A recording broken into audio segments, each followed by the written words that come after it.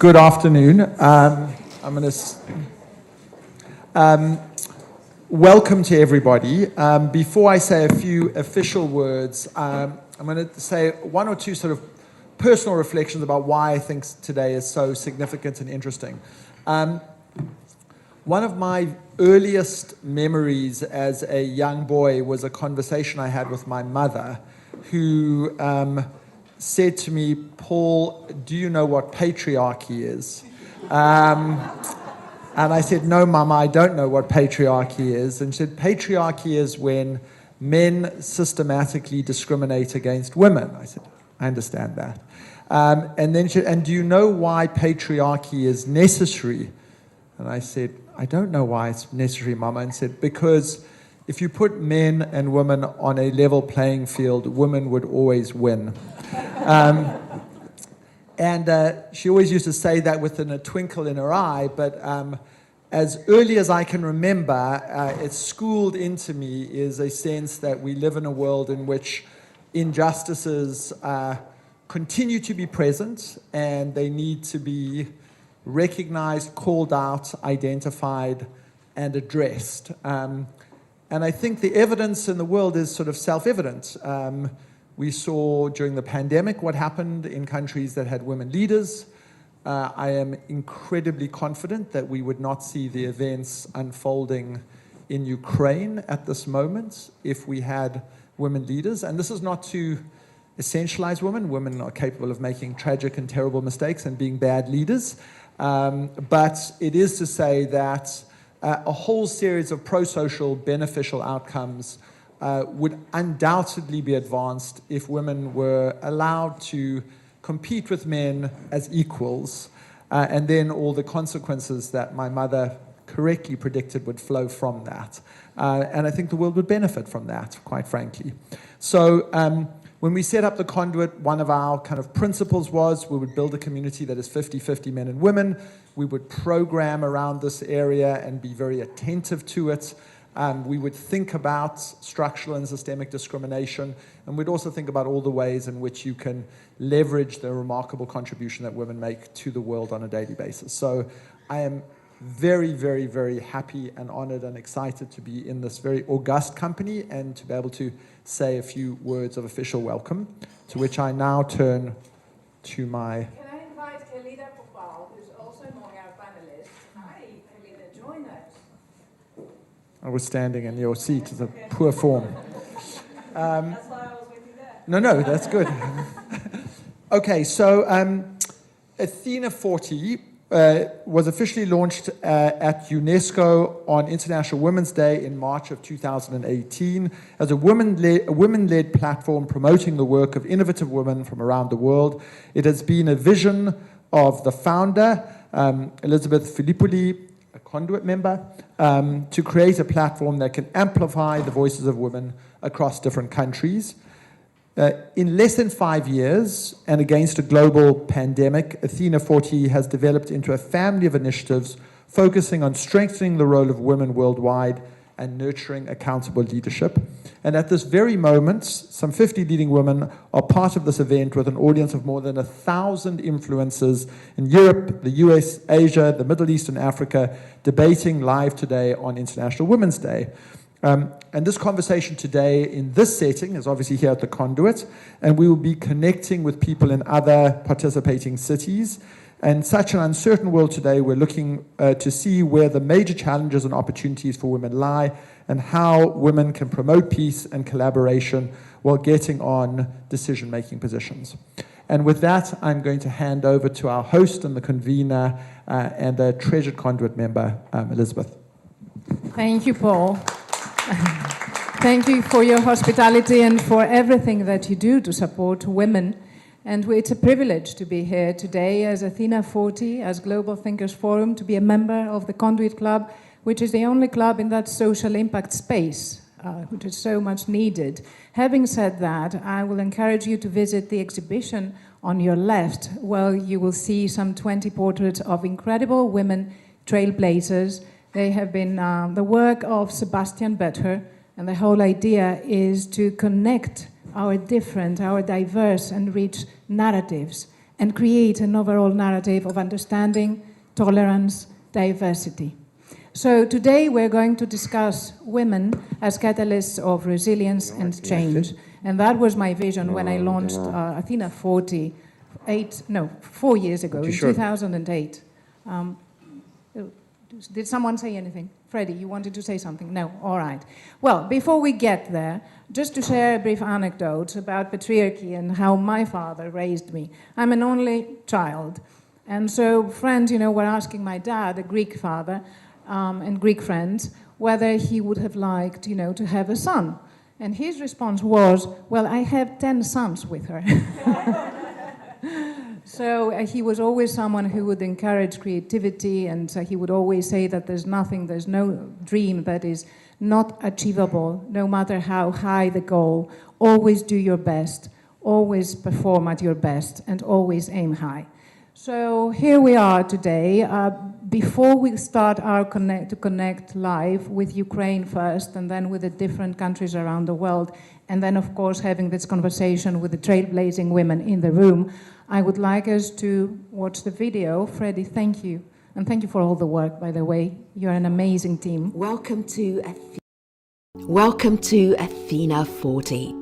Athena40 is a family of initiatives that promote female leadership and invite all leaders to embrace visionary and innovative thinking. By innovative thinking, we mean being open, curious, and solutions-focused. Athena40 works closely with some of the most dynamic and innovative minds across all industries in order to promote gender diversity, inclusion, and bring more women into decision-making roles. We commit to enabling women to contribute to our economies. We believe that compassion and understanding are necessary values for our societies. We promote partnerships and ideas exchange among women, and of course, we include men in all conversations. We fight cliches and tribalism. We propose collaboration instead of segregation. We ignore labels and stereotypes. We recognize the value of diversity as a fantastic source of talent and knowledge. We stand for freedom of thought and expression. Our language speaks the truth. We stand for values-based decision-making, and we fight polarization. We are broad-minded and inclusive. We believe in meaningful networking and the need to keep lifting each other up. We mentor, inspire, and motivate other women of all ages and backgrounds, helping them discover their own potential. We share and learn from each other's stories. Athena40 welcomes everyone who wishes to be part of our mission and initiatives, an international community of vision, an ongoing global conversation, a movement for compassionate, innovative, future-proof leadership. Join us.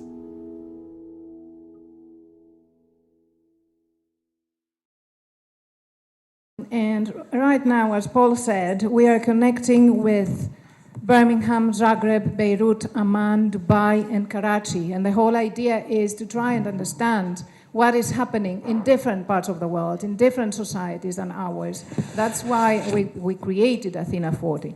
Before we get there, let me try to connect to Ukraine. This is the country where everyone is having their eyes on, and of course, our prayers. Ina, you're there. So, hello, can you hear us? Yes, I can. Can you hear me? Thank you for joining us. I'm going to do a brief introduction. So Ina was a mentee on the Athena mentoring program. Hello, can you hear us? Can we please mute all other cities and just keep Ina unmuted? Thank you. Thank you so much. So Ina is the co-founder of a startup providing online English courses to young professionals in Ukraine. She represented her country to the UN in 2015 as a youth delegate and was a fellow to the Office of the UN High Commissioner for Human Rights. She delivered 2 statements at the UN on social, humanitarian affairs and human rights, and she graduated from the Athena mentoring program in 2020 at the age of 29. She is now married and she has a 7-week-old baby Sviatoslav, if I'm pronouncing his name right. He was baptized today, and since February the 25th, she and her family, they live in a war zone.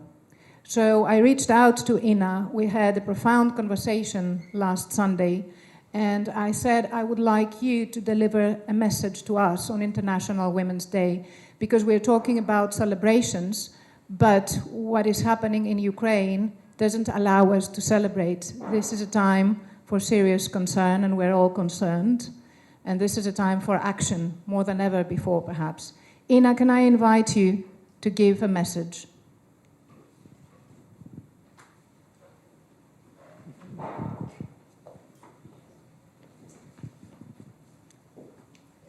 Ina, can you hear us?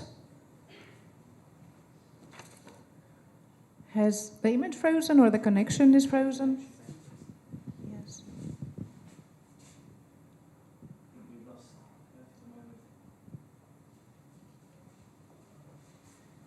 Please bear with us.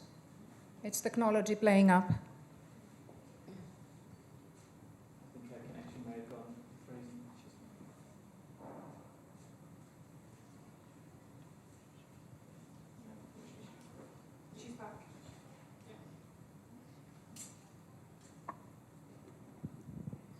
I'm back.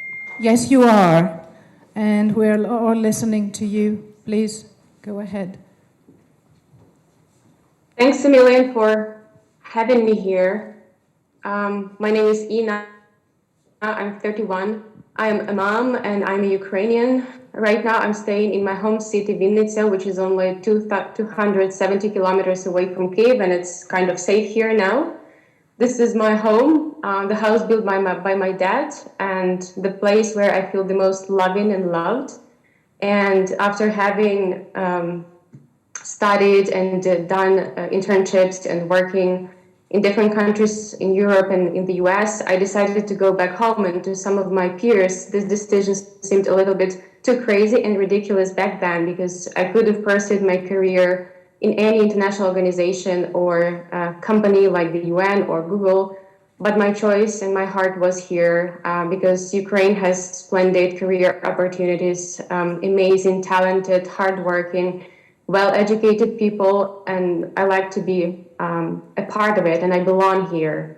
That's why my choice was like this. And on Sunday, I was just outside with my baby, breathing some air, as I heard the air raid siren followed by some noise, and I thought this is just the aircraft, which I heard before, but it turned out it was a missile targeting the airport right on the outskirts of my city.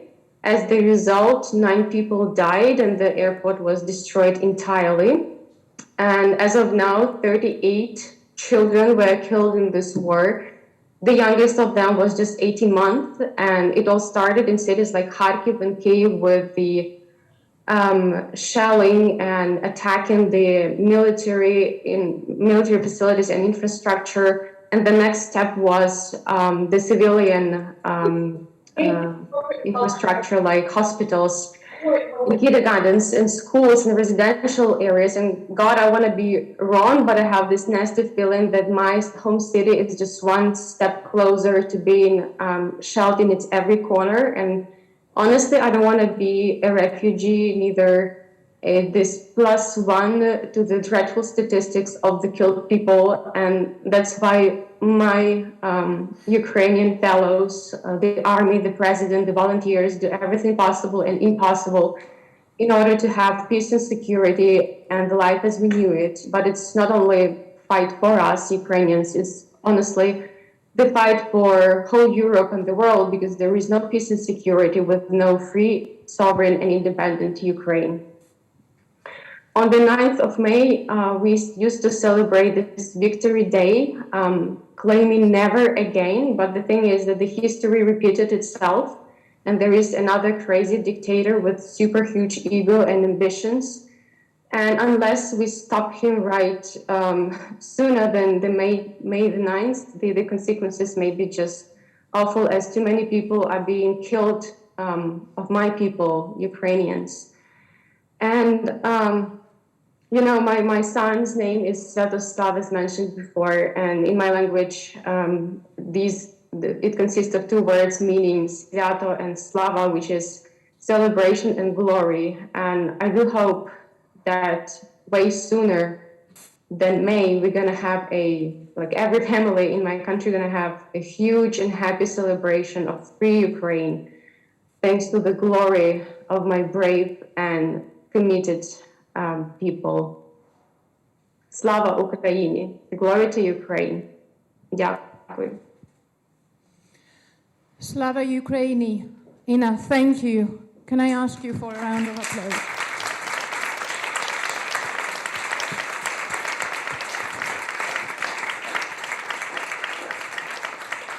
We support you, Ina, and we support your cause. And one final remark from you, if I may. When we had our conversation on Sunday, and I asked you about your people and the crisis that you're currently, the nightmare, the hell that you're currently living through, you said to me something which has stayed with me. You said that this is a moment for truth, for Ukrainians and the society to reassess your values and your own sense of belonging. I would like you to repeat that, because I think this is such a strong message for all our societies and all our nations.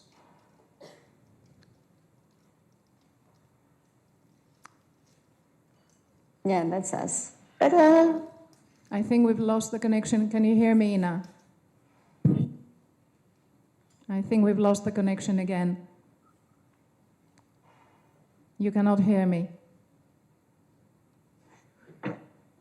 No. Can you hear me? Yes. Yes. Can you hear me? Okay, I'm back. Yes, you are. I wonder if you heard what I asked you to repeat, that message which you gave me last Sunday about that momentum, which is history in the making for the whole world. And you said that for Ukrainians, this is a time to reassess your values as society and your sense of belonging.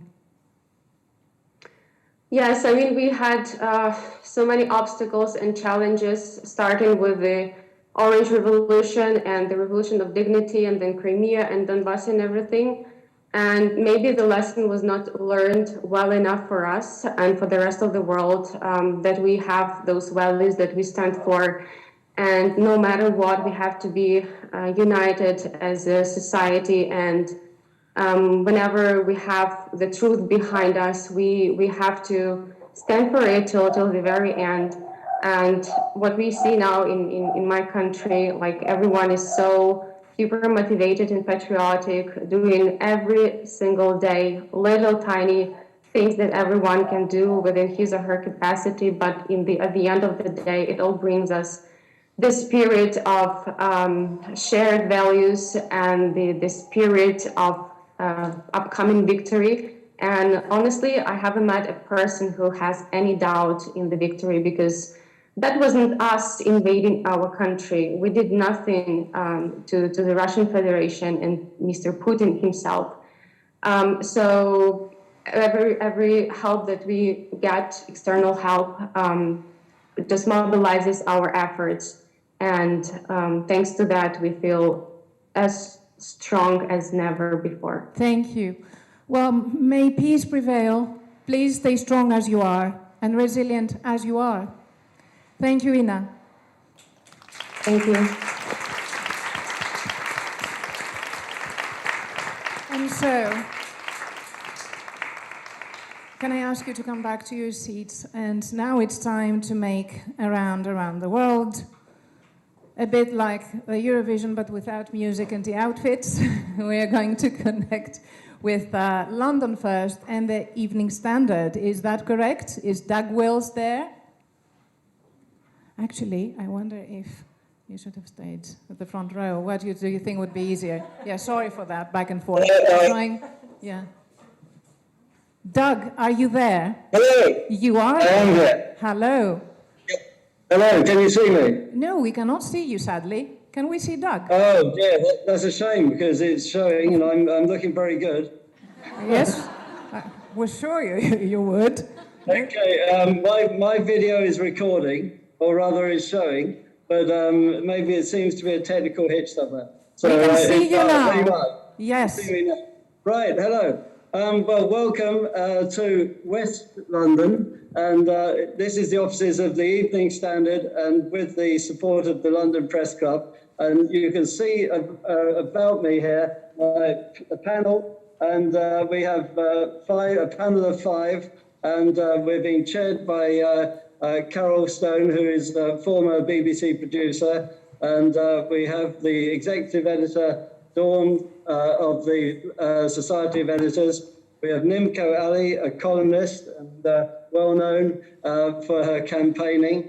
And we have Anna here, and Anna is content editor of the Evening Standard. So all of these panelists are very much supporters of the ethos of today, and hopefully we'll be sorting the world's view accordingly in the next hour or so. So good luck to every panel and at the Conduit Club to all over the world. So good luck and thank you. Thank you, Doug. Good luck to you. You have a fantastic panel of media executives there. And we're moving on to Zagreb, Croatia, where the panel is moderated by Leonor Stjepic, the CEO of the Montessori Group. Leonor, can you hear us? Yes, can you hear us? Yes, we can. Great. Well, hello, London, and actually hello, Carol, who actually sits on the board of the Montessori Group. So I'm delighted to see her chairing the Evening Standard panel as well. Here in Zagreb, we actually have an invited audience, quite a large invited audience, which is lovely. And on my panel, we have Jennifer from Ipsos, which is a wellness and health organization that works with women to empower women. We have Christina from KPMG, Croatia, Ivana, who's the CEO of the Zagreb Stock Exchange, Victoria, who's head of EBRD here in Croatia. We have Villa, who is one of our young change makers of the future. We have the very acclaimed artist Oko, who actually shows in London as well as in Croatia.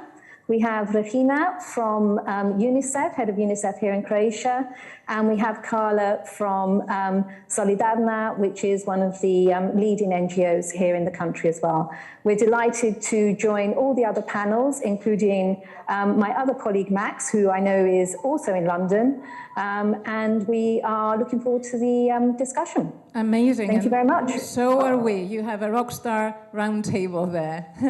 Thank you, and we will come back to you in about 55 minutes. Now, let's move on to Beirut, where the Arab Institute of Women and its director, Miriam Sphere, is sharing a panel of primarily grassroots activists. Miriam, can you hear us? We can see you.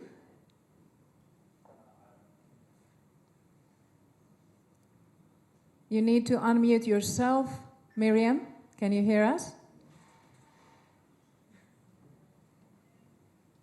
I don't think that Miriam can hear us, but let's move on to Amman. Can Amman, Jordan hear us? We will try to connect with Merian Al-Bataine, and then we will try Beirut again. Does Injaz hear us in Jordan? I see everyone ready and everyone engaged in conversations, which is fantastic. Hello, Amman. Across all of your rules and regulations. Excuse me 1 second. Hi, everybody. We're broadcasting from Amman, Jordan. Can you hear us? Yes, we can. Hello, Mary. Hi, Elizabeth. How are you? We're good. Happy International Women's Day. We'd love to know who are your panelists. Absolutely. We have a stellar panel today of amazing women from diverse backgrounds. We have Maysa Bataine, who's the founder of Maysam Architects, Reem Abu Hassan, who has multiple roles, but we have her down as the president of the Jordanian Society for Protecting Family Violence Victims. Randa Abu Hassan, the resident representative of UNDP Jordan. Shireen Mahsen, who's the co-founder of Bunny Coffee, an entrepreneur with us. And Dana Soyab, who's the CEO of Mamlaka TV. That's great. Thank you. And I see that you have already started with your conversation, so we're looking forward to coming back in about 55 minutes and hear your main conclusions from Amman. Thank you, and a big thank you to Injaz for hosting us for the 4th year. And now we're moving Thank on you to so much. Dubai. Can Helen hear us? Our panel there is hosted by the UK Pavilion in Expo 2020. And the chair is social entrepreneur and triathlete, Helen Alusaizi. Thank you so much, Elizabeth, and welcome everyone. We are super excited to be here with you today from Dubai Expo 2020 at the UK Pavilion. I have some amazing women. We're all trying to top each other with the fabulous women we have with us today. First of all, happy International Women's Day to everyone with us. Today we have Caroline Faraj, who is the VP of CNN Arabic Services. We've got Diana Hamadi, who is the founder of Diana Hamadi Attorneys at Law.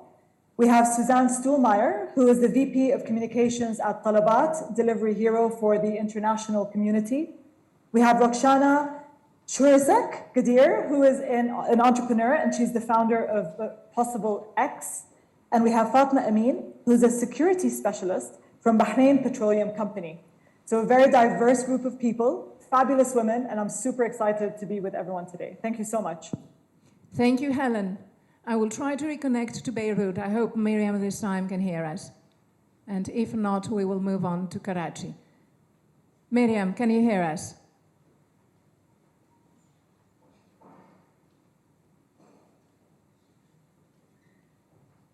No, she's not. Let's move on to Karachi. No, I'm here. I was just unmuted. Okay. Oh, okay. Hi, hello, Elizabeth, everybody in London and elsewhere. Good evening, everybody. I'm glad you did that special session with the Ukrainian. Next year, you will also consider some of the females across the world in Kashmir and Palestine as well to share their thoughts. Thank you, Muaz. Good evening. I am Sayed Muaz Shah, Director at the Center for Human Rights at Ziauddin University in the Faculty of Law, Politics and Governance. I will host and moderate of the Pakistan panel being hosted by Ziauddin Live. We are joined by members of the public, student, and faculty, as you can see here. And I'm also joined by our panelists, starting from the left, Dr. Masuma Hassan, who is a seasoned diplomat, not only served as an ambassador to Austria, Slovenia, and Slovakia on behalf of Pakistan, but also as the chair for the Group of 77 in the United Nations and represented Pakistan in the International Atomic Energy Agency, the IAEA. She currently serves as a chairperson for the Pakistan Institute for International Affairs, the PIIA, the leading and oldest think tank in Pakistan. We also are joined by Dr. Qureshi, who's sitting in the middle. She is Sarah Qureshi, who traveled all the way here from Islamabad to be with us, Elizabeth. She is the CEO of Aero Engine Aircraft, the first private aviation company in Pakistan that focuses on environmental friendly aircraft engines. She has a successful pilot, and she's going in phase 2 to take it to the skies in an actual plane. And last but not least, we have Tasneem Ahmer, who's the last of our panelists here. She's a veteran with over 25 years of experience in the media, not only as a journalist, but as an advocate for women's rights, gender equity, gender sensitization, and media monitoring. She's the founder of UKS, a research, resource, and publication center dedicated to the cause of gender equity and equality and women development. Amazing. So, Elizabeth, we'll connect with you then here yes, in a little bit, Muaz. to share our thoughts. We'll be back in about 55 minutes to hear what the main findings and calls to action from Pakistan are. Thank you so much. Miriam, are you with us? I say that you... We're trying to connect with you. Yes, well, it seems, it appears to be a very engaging conversation, but we need you here in the room. Hi, Elizabeth, I'm here. Great. So I'm very sorry about that. I had to interrupt my guests. So hello, everyone. I'm connecting from Beirut. We're at the Arab Institute for Women at the Lebanese American University. We have exceptional change makers with us who are sharing their stories, and I'm very sorry that I had to interrupt them, and their insightful deliberations today. So I have with me Reem Badran, who's a university student and the founder of Girl Up Lebanon, and she's a student of ours here at LAU. I have Rachel Dore Weeks with me, who is the head of UN Women Lebanon, and basically a partner of the Arab Institute for Women. We work closely with UN Women. I have Dalal Mawad, who is an independent award-winning Lebanese journalist. She currently works for CNN and teaches at Sciences Po in Paris.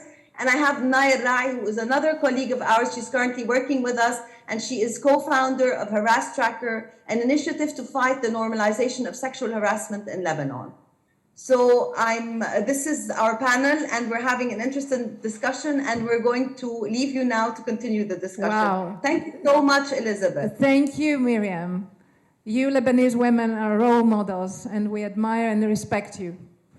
Thank you. Thank you so much. Thank you. And now let's move back to London and connect with Montessori, MCI, and Max Pescatore. Good Hello, afternoon, Elizabeth. Max. Hello, Elizabeth. Hello, everybody. Max Pescatore. I'm the CEO of MCI, part of Montessori Group. In keeping with the international status of our group, we work not only in the UK but internationally. My panelists also reflect not only London but also 3 other counties within England. And we have one panelist sitting in Rome and the other in Dubai. And they are Molly Kingsley, who is a journalist here in the UK, but also co-founder of an organisation called Us For Them, started in the pandemic, early in the pandemic, to represent the voice of children, particularly as they were experiencing or not experiencing education as we went through that time. Marie Chowdhury, who is sitting in Dubai, a UK qualified lawyer, now a fintech and finance specialist, and she's General Counsel for Lean Technologies. Annie Garthwaite, after many years as international corporate comms leader, is now an acclaimed novelist here in the UK. Joan Wazilik, who's sitting in Rome, has spent all of her working career as an international corporate comms executive leader. She's also a guest lecturer and mentors students. And Catherine MacLeod, who is the CEO of Dingley's Promise, which is a group of nurseries here in the UK that specialise with children with special educational needs. But she herself is a passionate advocate and very active in that field, and in fact got her MBE awarded to her for work she did in Asia 10 or 15, 20 years ago. I'm delighted to have them all on my panel today. Thank you, and we are delighted to have you with us, and thank you for hosting a panel for a second year.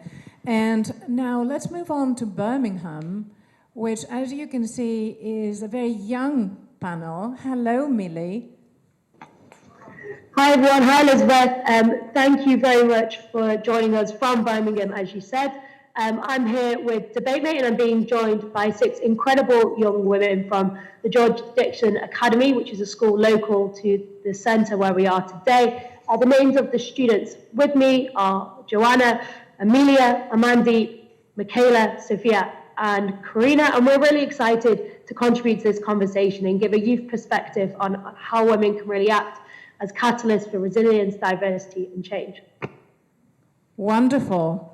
Well, please mute yourselves now, and we will be back in about 55 minutes. Let's see how the conversations go, and then I will ask you to give us the main findings. It's fantastic to have you all. I can now safely ask you to get back to our seats. I promise I will not get you back the front row for another time, and thank you. So, if we can have the slides on the screen. Welcome, ladies. Amazing to have you. Completed. Can we go on mute? Yes, if you wouldn't mind going on mute. So, let me introduce Baroness Lola Young first, starting on my right. You became a professor of cultural studies, a writer, a broadcaster, and a cultural critic, and you have been an independent crossbench member of the House of Lords since 2004, and you have served as head of culture at the Greater London Authority. You've been on the boards of numerous arts and cultural organizations, including the National Theatre, Historic England, and the South Bank Centre. I mean, I could continue with all of you. It's like 1 2-page bios. Thank you for being with us.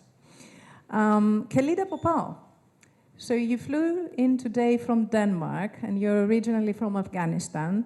She began breaking down barriers and empowering women in Afghanistan in 2007, when you helped found the Afghan national women's soccer team, and you served as the team captain, and you later became the first woman ever hired by the Afghanistan Football Federation. When it became clear that you were no longer safe in your country, you went into exile, and you have continued and you are continuing your advocacy for the rights of women and girls by establishing the Denmark-based Girl Power organization. Regan Ralph, welcome. You flew in from the US. You are a fellow Conduit member. You will be. As of today. You are the founding president and CEO of the Fund for Global Human Rights. As a young women's rights advocate, you embrace the power of human rights to challenge structural inequality, and you have worked alongside and in support of human rights movements ever since.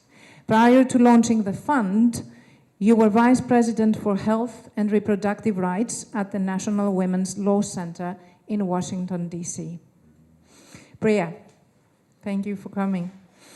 You are a venture partner at Merian Ventures. You invest in women-led innovation, and you are an advisor to Chiron Medical Technologies, which is a UK startup using deep learning to transform cancer diagnostics. You used to be a career diplomat, quite a transition, most recently as the British Consul General to San Francisco, and previously in India and Spain.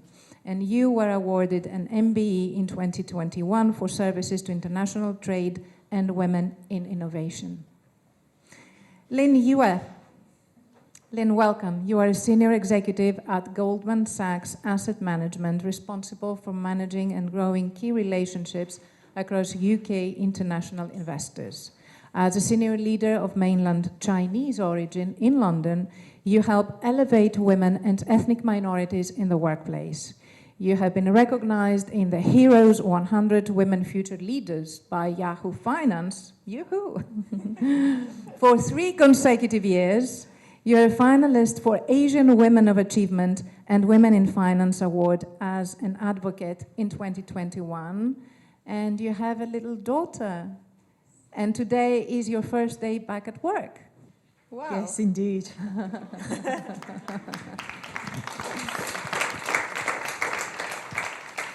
Well, they say that everyone is fighting a battle of their own that we know nothing about. And I always felt that when we ask people to share with us something that we do not necessarily share publicly at conferences and in panels, it helps connect with the audience better. So the way that I would like you to introduce yourselves is by sharing something, a personal story or an anecdote that defined the activist in you, who you have become and why. Is that too difficult? I hope. I hope it is. Lola, would you like to go first? No. But I will, to help you out, Elizabeth. But first of all, I want to say thank you so much for inviting me to be part of this panel. I know it's customary to say it's an honour and a privilege to be with such distinguished women, but truly it is. And on this really difficult day, and time in history, really. Time in history, and listening to people around the world, But all I would say on that is that we've been here many times before and we must not give up hope. But anyway, so a moment. So just to say that I was brought up in the care system. So I can't give you any cozy family anecdotes about my political transformation from, a 10-year-old into somebody wanting to run as Prime Minister, or indeed going to the House of Lords, because I wasn't aware of any of that kind of stuff. But what I was aware of were these big world events that took place in my childhood.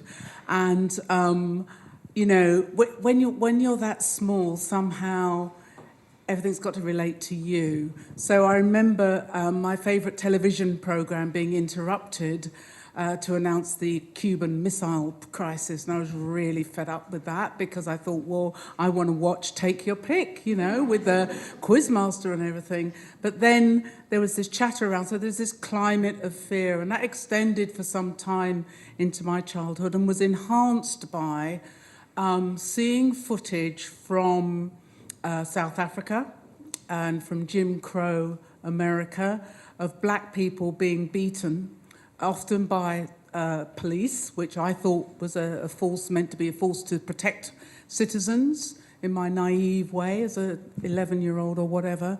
And so I would say that was my political kind of upbringing, that and seeing, although I can't, this is a bit of post hoc rationalization. Looking back, I can see when I watched television, I was both aware that there were no black people and few women around on television, but also not quite aware of what that meant. So again, it was a bit later on that fed into my political consciousness. Thank you. Quite a story, I'd say. Khalida, what about you? A story that defined you. First of all, thank you so much for inviting me here. Is it on? That's on now. Is it on? Is it on, the mic? Yep. It's on. I think I'm... Okay. Thank you so much for inviting me here. It's such a pleasure to be here amongst you and to share a little bit of my story. I think my activism started in a very young age in May, and I always call myself as a natural activist. And it's because maybe where I grew up in Afghanistan, Kabul, Afghanistan, where right now the city and the country is fall in the hand of terrorists, where right now women and girls has lost the right to practice their basic human right.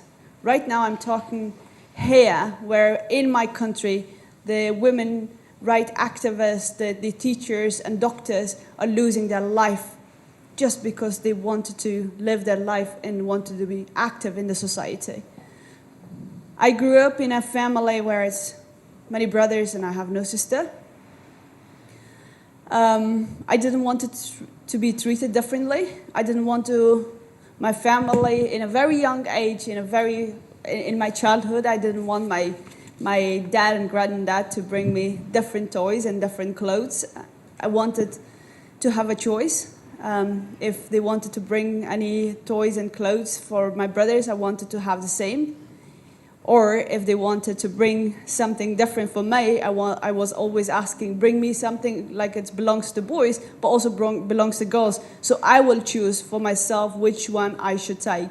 I don't like dolls, bring me ball or bring me cars, because that's what you're bringing to my brothers. And you're not giving me a choice. You're just telling me this is a doll and you should play with that. That was from my childhood.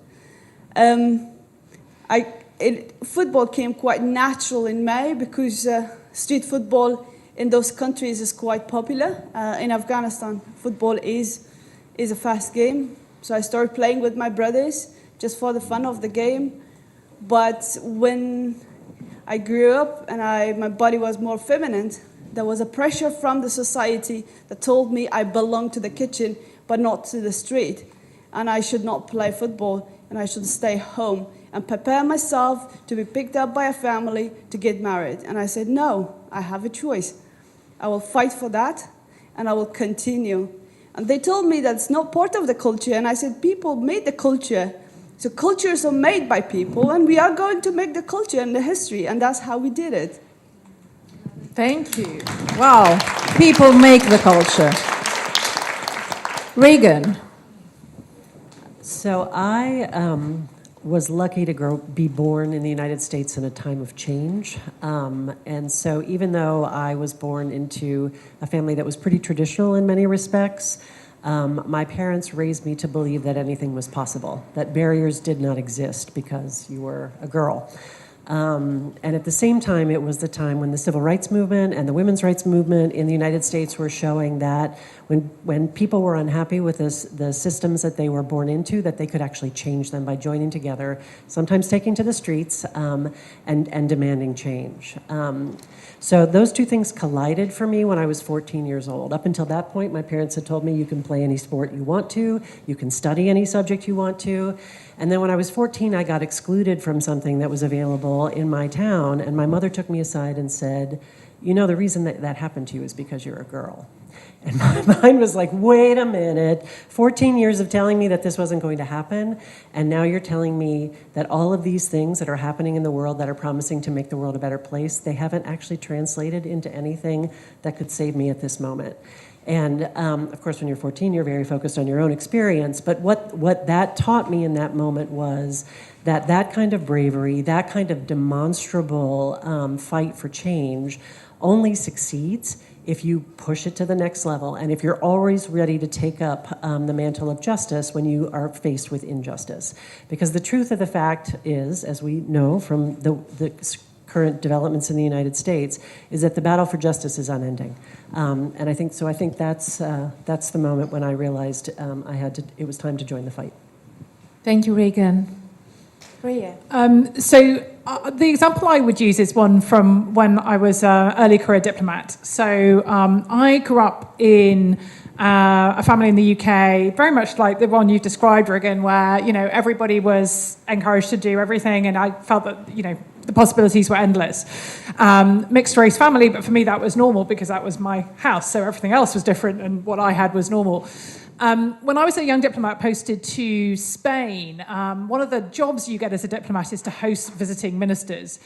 And it was my first time hosting a British minister. It was at a conference, and so I was sort of desperately trying to make sure it all worked perfectly and all the logistics worked and all the practicalities worked. And the minister was called to do a live television interview outside of the conference venue. So I was standing next to him, sort of checking on what we were doing next, making sure the cars were organised and all the practical things, and he was speaking live to camera.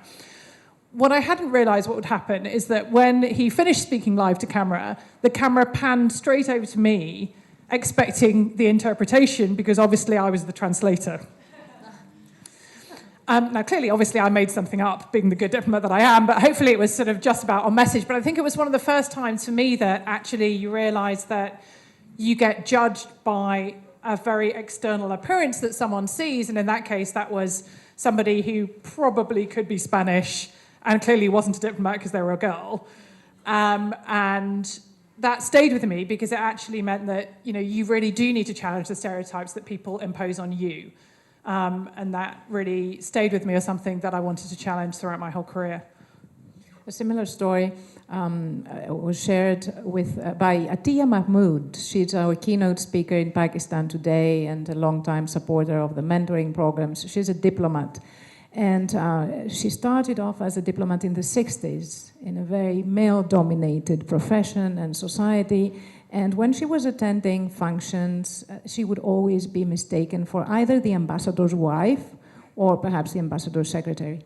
So she had to fight a very long battle to actually establish herself as a leader. Of course, she became later on in life. So yes, that's a problem. And I think the problem of labeling people easily, it's something that we all need to fight. I mean, this year's theme of International Women's Day is break the bias.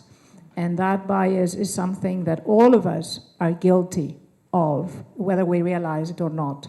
So thank you for this. Lynn. Thank you so much for having me, and I'm so delighted to be sharing my perspectives with you today. So I am a Chinese millennial, and then what does that mean? I guess our life was synonymous with the huge economic changes, and then every day of our life was better than yesterday. And we're all born after the one-child policy, so we are a generation of single children. But my journey with the West was really starting when I was about 4 years old. So I vividly remember that moment that I watched this Western TV advert. It was Head and Shoulders shampoo advert. So as intrigued as I was to find out what dandruff really was, and I think I also was amazed by the advancement this commercial represented. It was back then, despite my very young age, I said to myself that I want to see more of that. I want to be part of that world. So it was the same curiosity that drove me through education, learning English, achieving a degree in the UK, as well as working in the City of London for the past 10 years. You can almost say at some level that little girl's dream came true. I mean, at least I don't have any dandruffs. But I guess it's not just my dream. It is my grandparents' dream as well when they lived through the Japanese colony. And it is my parents' dream where they caught the end of the Cultural Revolution and didn't really have access to the same educational opportunity. But for us, I think this is an opportunity that we finally have to be on the international stage, to share our perspectives with everyone here. And then, as Elizabeth mentioned, today is my first day back to work on from my maternity leave. And they say when a child was born, so was the mother. And then I think I really want to come back to work with much more intention, much more impact, and then really join the discussion, and hopefully we can inspire some changes. Thank you, Lynn. Well, very briefly, a story that defined me and perhaps kind of explains why Athena40 and that global conversation. When I was 14, I used to be a pen pal. Do you remember that organization? So the older generation perhaps will remember it. It was back in the days when we used to write proper letters, you know, the pen and paper and the postman and the, what is it called? The stamps. Thank you. We have forgotten all that these days. But back then there was so much excitement because you would get connected to peers, I mean young, you know, peers from around the world. And I would select friends from Thailand, I remember the US, Germany. So I had a wonderful group of diverse friends from around the world, and we would exchange letters, and I would talk to them about my Greek heritage and culture and my reality growing up in Athens, and they would talk to me about, you know, their own experiences and families. And so that exchange was fascinating. I still remember how, you know, the excitement that I was waiting for the letter to arrive. And I think that this is what planted those seeds in me, that I wanted to understand more about the different cultures around the world, because there is so much beauty out there. And so this is when the Athena40 seeds were perhaps, you know, planted. So I have a very easy question for you, Lola. And then I will take it around the table. That world around us is getting all the more complicated. Pandemics and wars, I think this is a new one, so, oh, it's the same. Flashing red. Flashing red. Would you like to try with? All right. So pandemics and wars, thank you, Rosie, and collapsing systems. How are we going to get out of this mess? Tell us. Wait a minute. You said it was a simple question. Gosh. Let's focus on the role of women and how can women... Oh, that makes it a lot easier, doesn't it? I suppose my starting point would be, and you know, as a politician, kind of, I'm sort of practiced in not answering the question that you've asked. But I think what I would say is that it's really important to have a grasp of history, even if it's only in kind of relatively general terms. I've been saying this to people a lot in the context of the war that's going on at the moment, and to say that these things don't happen overnight. You know, there's a long tail of history that you can trace back for centuries, actually. And I'm not suggesting that everybody's got to become a sort of, you know, expert in geopolitics or history, but it's really, I think, important to be able to grasp at least the outline of all of that stuff, because people will be telling you all kinds of things, particularly politicians, will be kind of simplifying to the nth are simplifying to the nth degree. That doesn't help us find the solutions, right? So the key thing about finding solutions to me is what are the questions that you're asking that you want to address. And so, you know, how come we've gotten to this point would be a key question. And could it have been avoided? At what other times have we been in this kind of really horrible type of moment? I referred earlier to the Cuban Missile Crisis, which a lot of people have been referring back to. But again, you know, it's not exactly the same. The start of the Second World War isn't exactly the same. And I think it's also worth saying that, you know, as terrible as the conflict is, the war is in Ukraine, and that fight for survival and freedom, we also have to be aware of what else is still going on. It doesn't mean that everything else has ground to a halt. So there are still people, thousands, probably millions of people actually still dying of hunger and malnutrition, and the impact of climate change and so on and so forth. So all of that doesn't make it any easier. And I should say, by the way, also in relation to that climate change issue, when I think back again to the past, some of the older, those who are a bit older will remember Rachel Carson's Silent Spring, or even Daphne du Maurier's short story, The Birds, which was completely nothing like the Hitchcock film at all. It was essentially environmental short stories. So these kinds of issues have been going on for a long, long time. And we still haven't found a lot of the answers. And in my view, that is because we've been asking the wrong questions. And that's partly because the wrong people have been in the position to pose those questions, or to pose the answers to the questions that they think are a priority. So it's a very complicated thing. And actually, I don't think it is as simple as saying, you know, all respect to Paul and everything earlier, but I don't think it is as simple as saying, oh, if we get a load of women in power, that'll be it. You know, it's not going to work that way, I don't think. So, you know, as I say, I can't really answer your question in any kind of concrete terms, but I do know that what we've got now is not inevitable, and I think that's the other thing to say, that the problem with situations like we have now is that politicians will normalise it to the extent that they'll tell you it's absolutely natural to be much more concerned with Ukrainian refugees than it is to be concerned with refugees from Afghanistan or refugees from the Democratic, what's it called in, DRC, Democratic Republic of the Congo, or whatever. All of these other pinch points are all part of the same problem. So what we have to do is to work out, you know, what the priorities are in terms of addressing those, and where each of us can play a part, no matter how small it might seem. And I think that's also quite important. Yes, I think that's actually the answer to the question, that we cannot wait for our politicians or the decision makers to change this world. It's on the shoulders of all of us, no matter, you know, how big or small a contribution. Khalida, do you agree? And I was thinking that, you know, suddenly us living in those Western societies, democratic societies, where we never thought that we would experience the prospect of a World War III in our lifetime, and suddenly we have found ourselves on the brink of that. Even, you know, possibility of a nuclear war, that's insane. But you grew up in a society that only knew war, really, or at least for the best part of your life. Correct me if I am wrong.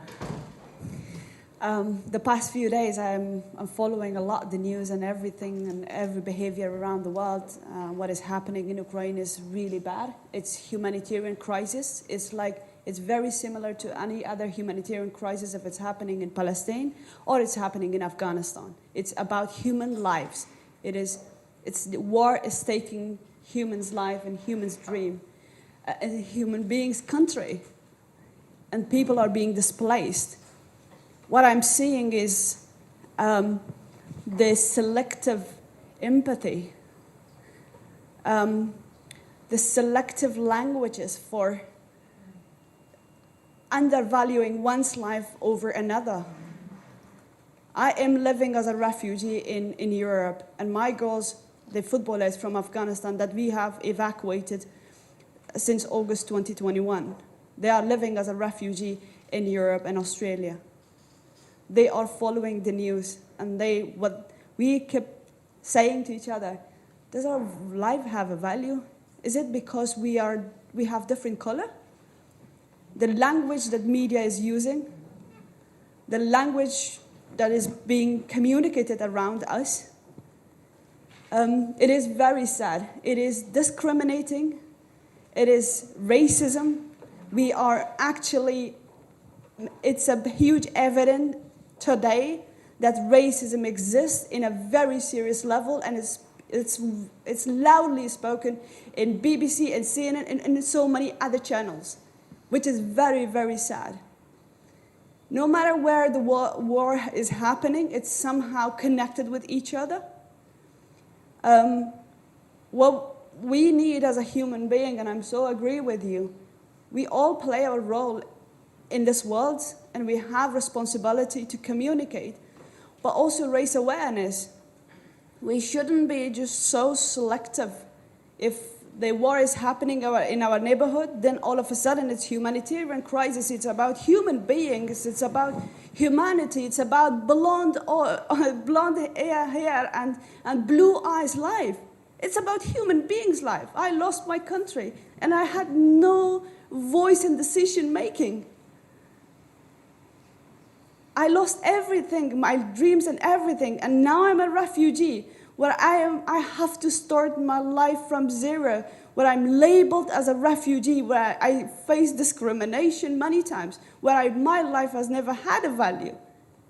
What is happening in the system right now, where the governments are actually taking the initiative and saying that the refugee process should be within the 24 hours.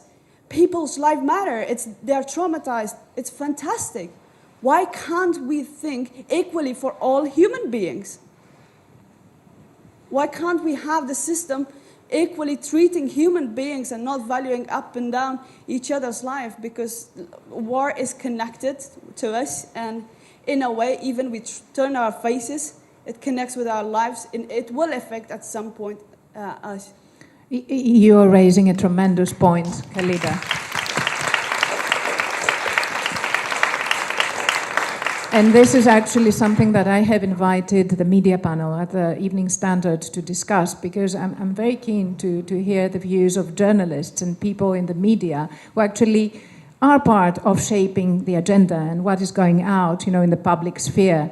And it's not always as it should be, I think. So thank you for raising that. Regan, what are your thoughts about it? I mean, you have been working with social movements, but there's actually a truth in what I said, social media and movements. And sometimes it can be incredibly helpful in getting people take to the streets and begin revolutions, sometimes very dangerous. What is your experience, and what do you think about what Khalida just said? Well, I'm going to take a page from Lola's book and answer a question that's related, but maybe not exactly the question you just asked me, which is, I think that the tragedy of what Khalida just said is a result of the observation that Lola made, which is that decisions are made on behalf of populations by people who don't worry about the consequences. And that is why I think a part of what both of their comments reflect is a need for ways for populations, communities, constituencies of all kinds, in whatever community they sit, to be active voices and participants in the creation of the system in which they live and the government, which is ultimately accountable to them, not to itself. And the work that we do at the Fund for Global Human Rights is really about supporting the development of local civil societies, because as an American, I'm lucky to live in a country that has a deep and rich tradition of civic activism and civil society. But even so, I'm here to tell you right now that this is not a moment where I am taking democracy and human rights protections for granted. And nor are many of the people who live in the country with me. And I think that lesson is something that we need to take really to heart wherever we sit in relationship to that reality, because there is power in the mobilization of constituencies. That's why governments try to take that, to demobilize those constituencies. That's why they try to silence them. That's why they take away their rights, to make sure that they can't challenge the established power status quo. And that, I think, is actually a part of the answer for the future, is taking the notion of civil society seriously, support it with, yes, certainly social media creates opportunities that we didn't used to have for mobilization and organizing, but it's about building those institutions to last, so that when governments or other institutions of power want to take away our rights, we have mechanisms, communities, and numbers to resist those movements. And then maybe we can build something that is resistant to the authoritarian trend that we've been seeing across the globe. Thank you, Regan. I mentioned before when I talked about our democratic countries, and I said, quotation marks perhaps, because I'm concerned that our democracies do not deliver to the people. And there is something very wrong and very flawed in the system. And this is what we need to address. Priya. So for me, there's two dimensions. And I wanted to focus on the second of these, because I think sometimes it gets missed in debates around International Women's Day. So I think it's self-evident from everything everyone's said so far that inclusion is the right thing to do. We have a major problem, partly because people don't have a voice at the table, whether it's from a civil society perspective, whether it's from a gender perspective, whether it's from a minority representation perspective. That is a fundamental challenge. The second bit, though, that's frequently lost in this is that actually, why does that matter? And part of the why is because, and this is proven in repeated studies over time, that decisions are better if they're made with a representative group at the table. In the context of business, in the context where I operate, businesses perform 25% better if they have gender representation in their senior leadership. Businesses perform 31% better if they have minority representation in their senior leadership. So this is not just a debate around inclusivity because it's the right thing to do or it's a nice thing to do. Actually, this is the only way we will actually produce better results, whether that's because a decision's been taken or whether a company's been run more effectively, whether a piece of technology is being designed with the full market in mind. A great example I shared with Elizabeth. Please share it with I will. I'll share it with the rest of you because it absolutely horrified me when I saw it. So does anybody here know when the first female anatomical 3D model was designed for medical students? January 2022. So I was absolutely horrified when I saw this. So all of the women in this room, you're being potentially operated on at some point by a surgeon who's trained on a man with the bits removed.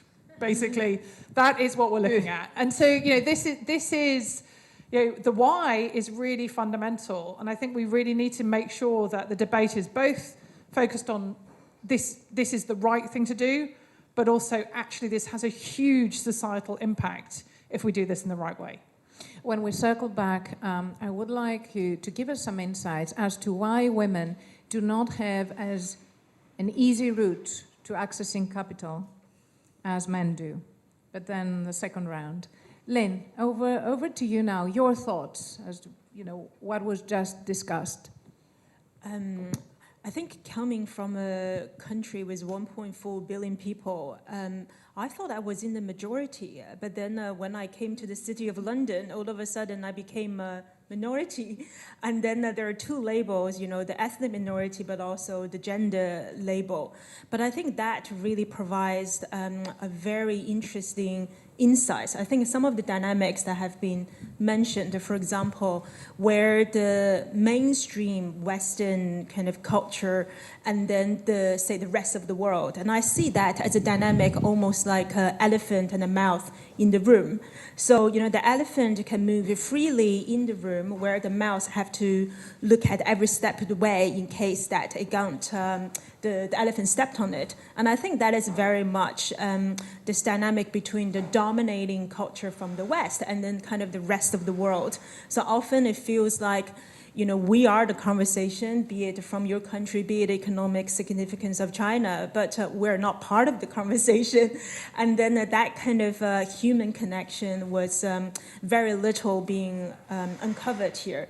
But I think it's also interesting just to point out, to your point, from at least the business perspective, how the historical or the societal reasons for these things to happen. Because if we look at some of the big organizations in finance today, they were pretty much set up 100, 150 years ago. And by then, they have an ideal worker in mind. And that person is very much a man. And then it's not just a man, it's a white man, it's middle class, it's straight. And then what that means is they will have a very competitive and dominating communication styles. And then they will have very likely put work as their entire priority. And then most likely they have no care responsibilities like looking after children. So these are the organizations that were set up in the first place. So if you walk in and then you fit with that ideal work archetype, then it's very easy for you to access networks, easier for you to find a sense of belonging. Whereas the more you deviate from that, then the harder it is for you. So I think it's important for me, at least, to see some of those structural reasons which can really liberate myself to see I'm actually not the problem. And then, because we were all told to lean in, which is very much about self-improvement, which I don't disagree with, but I do think we need to be one step further. It's not enough just to change the hell out of ourselves. I think it's really to see, what we're facing and then elevate each other and then get a movement going. When we first talked, you talked to me about these issues, and I said I'm very keen to find a way to, invite you to Athena40 and engage you in these conversations, because I believe that we need to support each other and give as much voice to each other as we can. Do you feel that women support each other enough? And that's a difficult one for all of us. So I think you mentioned, about why women are not in leadership positions enough. Am I? I'm sorry. This is flashing. I'm so sorry. So I think partially, for me, is women. So when there's a double blind, I suppose. So if you are behaving more feminine, then people think you're too soft. You're not a leader. But when you are behaving more like men, then people don't like you because you are behaving outside of the gender stereotypes. So I think you're called a bitch, right? So I think it's a very narrow kind of bandwidth for women to operate in the first place. And then because there are so few of us in there, so that insights of how to operate within that narrow bandwidth are not getting, it's not very accessible for other women who want to be in leadership positions. But that could also mean that people who are in leadership positions, they have to sort of give up certain things to be in that position. And I think perhaps that might be contributing to the perception that women are not helping women enough, which I don't think is by choice. Again, it's probably the structural reasons, but there is a lot more that we can mobilize and then raise the awareness of helping each other. Thank you. So we're getting to our final round now because we need to connect to the different cities soon. I was recently reading again Vicky Price's book, Women versus Capitalism, and she is talking about this system which is so patriarchal in its DNA and so hostile towards women. I don't know if Vicky is in the room, but I strongly recommend this book. How can we change that system, and how can we address those issues? What should we be doing, towards politicians and media and the system as a whole? Oh gosh. Well, I think in theory we have democratic institutions, right, in the UK and the US, in theory, and that this is how the West likes to think of itself. And this isn't about bashing the West or whatever, but there is that in theory. So in theory, we get the politicians we deserve. People go to the ballot box. even if it's only like in the recent by-election, 23% of the voting public actually bothered, I shouldn't say bothered because that's too judgmental, but actually turned up to vote. So what is it that's keeping people away from the ballot box? And also, is there any guarantee that the people who turn out in droves are actually going to be on our side, as it were? So again, I think I've had some interesting conversations with younger people about this, and there's something about the narrative around alternatives to the kind of capitalism that we have that isn't there. And that, you know, that there is this kind of sense, and it's not only about capitalism per se, it's also about conservatism, a certain kind of authoritarianism, and authoritarianism mixed with a curious kind of laissez-faire attitude. So that there's something that's missing in the way we are able to articulate what it is we want and the ways in which we want it. And it's like, so I can say, you know, I'm anti-racist, and it's like immediately you're on a downer, it's a negative, and it's like, so what's the story? You know, the story isn't, oh, well, you know, we love reggae music and jerk chicken, and that means we're not racist, but, you know, what is the story then? What is the story that we're trying to tell? And some of the things that, you know, my colleagues here have said this afternoon are part of that story, but they need to be told in a particular way, in a way that gets through to people. That's what I hope, at least, because otherwise we're all doomed. You know, because we keep repeating these, I would say, errors. We were talking earlier about who might win the next presidential election in the US. So ask Regan on her view on that one. That will cheer, that'll cheer you up. But seriously, no, again, it's one of those really difficult questions. I mean, as far as I personally am concerned, again, it's a historical thing, and I'm not a historian, so I can't pretend to know all the ins and outs of everything. But from my sort of reading, particularly of Britain's history, is we go back to, I'm sorry, but colonialism. We go back to colonialism as an interesting and important point, not only in Britain's development, but also in the history of Europe. And actually, you can trace back some of the things that are happening around us today in terms of war to that period. And I'm not saying that's the sort of absolute start point, but it's one of the starting points. And you look there and you see that model of capitalism, which is all about extraction from the land, extraction of the people, at the lowest possible or no, at lowest possible payment or no payment whatsoever. And you take as much as you can and you extract, as the European superpower or the East India Company or whatever, you extract the maximum amount of value from that. And you don't give a stuff about, you know, what happens to those people, that land. If you have a world war, then you extract even more from that land. And that model also is responsible, of course, for environmental degradation.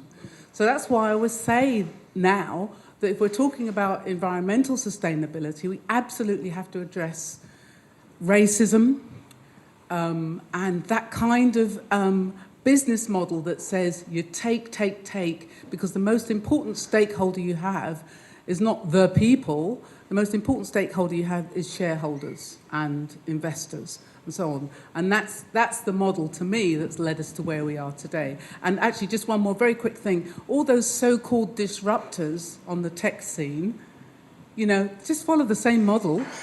Actually, they just make a lot more money out of it. So we've got billionaires and approaching trillionaires rather than millionaires. So it's just wrong. That doesn't answer your question, of course, which is how you combat that. So I'm going to pass the mic on.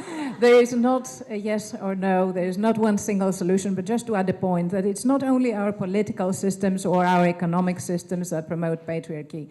Religions are not less guilty.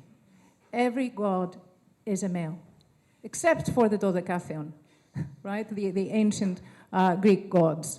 But every religion actually has a male god, and correct me if I am wrong. Hinduism. Yeah? You've got loads of amazing kick-ass women in Hinduism. But the most malevolent religions, or the most malevolent aspects of religion, get played out through capitalism too. Absolutely. Absolutely part of that machine. Yes. The fundamentalist Christian right. Very true, yes. Khalida, what are the most pressing challenges for the female leaders of the future? And of course, I know that this is not a question that can be answered, in a similar way, or in the same way, rather, across all countries. And this is why we're having these conversations today, because we need to understand what is going on across the different societies. But what would you say are the most pressing challenges for female leaders today? I think it's the system, the culture, how it's built, and it's like a lot of barriers still exist, no matter if it's like in Middle East or it's in Western world. There is always challenge, especially for women, lack of opportunities, and that's why I also put women against women. But the patriarchal culture, I think what I'm trying to also learn, like been realizing in my life, how can we go back and unlearn the patriarchal culture that taught us a lot, and learn what is it like, empower the femininity and empower the power that women has, and then communicate it with our sisters, with the younger generation, because our generation were taught that this is like how we should compete, we should walk in different way, that because the man should accept us, or we can get a table, a chair in the table if we do certain things that a patriarchal culture will accept. I think it's going back, unlearning, and understanding, but also changing the language, the culture that is made for women, that should be always second. We can change it. The only way for the change is to stand together, to understand, and to unlock the potential, but also opportunities for each other, but also have our male allies with us who believe in empowerment, who believe in gender equity, and stop competing with men. That's what also like football is actually also taught me. Stop competing with men. We are not competing. No, like I don't want to compete with my brother because he is good in so many things and I'm good in so many things. Sometimes I'm better. I don't want to compete and I don't want to be compared with. Of course. I mean, it's not about comparing. I think that comparison leads us towards the wrong path. It's about crafting and creating your own journey in life and not thinking about the barriers which all genders actually have to address, but thinking about the prospects.